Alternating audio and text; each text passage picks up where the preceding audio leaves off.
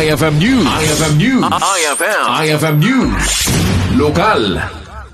Kinumpirmaran ni Police Lieutenant Colonel Ryan Redcar, Hepe, Tilawag City Police Station, anaareston ti suspekken adamit ti testigo, iti panakapapatay ni Jason Ramos, talupulukit inem, titawen na naasawaan kan laborer a residente iti barangay Sambuanga, iti syudad Tilawag. Sigun ni Police Lieutenant Redcar, ti suspekket may sa foreman ana ibasar iti investigasyon kat adaan iti dati, panagsisinupyat iti biktima may panggep iti trabaho da. Inlawlawag na akabayatan ang nagiinom ti suspekken ti testigo, si Mangpet ti biktima. Sana nagbayag ng rugit ti sana pa nagkikinawatan di kiti dua aging gana ang nagbinara ida aiso ti pamatyan di kiti otoridad anang itunda iti krimen. When naka-locate tayo iti kwanti witness tayo nga nakakita ka diyan ti pasamak. Hala nga nakakita no di anda iso na nga mismo ijay iti pasamak. So dito enti suspect tayo nagkuha tayo iti hot pursuit operation. Yan daron tayo sumidibulay dagit voluntaryo at nga nag-surrender.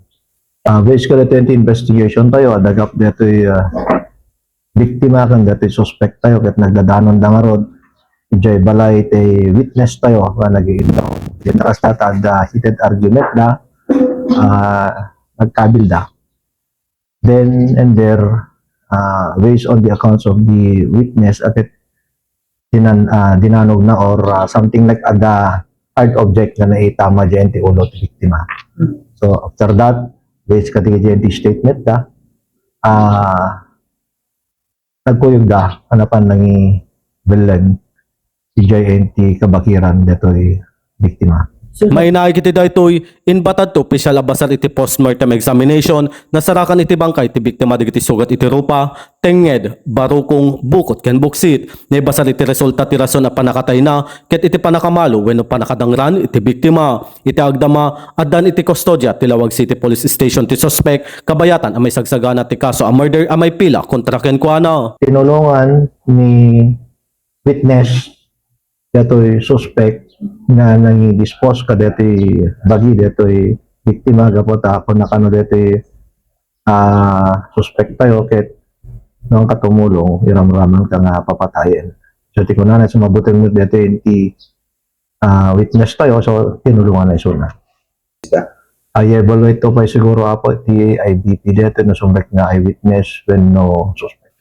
Noon tayo kitan get dito NTX postmortem examination na kinalak ni Dr. Mateo kit examination revealed multiple abrasion, contusion, and lacerations involving the face, neck, anterior chest, back, right upper extremity, and right lateral abdomen consistent with blunt force impact. The cause of death was determined to be probable multiple blunt force trauma.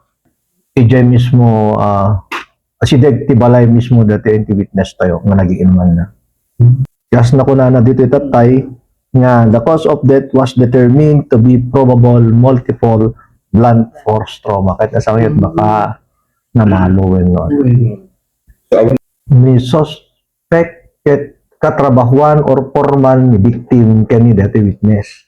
Ni victim tayo ket ada pa nagkabagyanan da kadetoy witness tayo.